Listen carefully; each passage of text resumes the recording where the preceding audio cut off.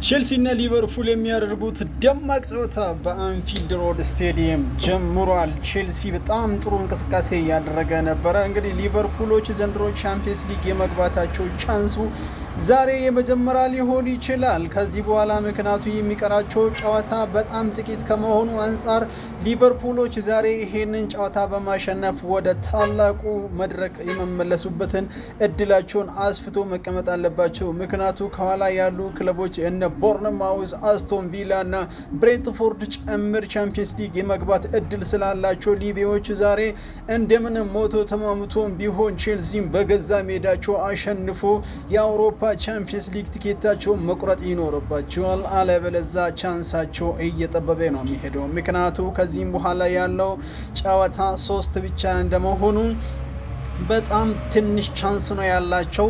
ዛሬ ሊቨርፑል ቼልሲን በማሸነፍ የአውሮፓ ቻምፒየንስ ሊግ ተሳታፊነትን ማረጋገጥ ይኖርበታል። ሊቨርፑል እያጠቃ ነው። ሊቬ በጣም ጥሩ እንቅስቃሴ እያደረገ ነው።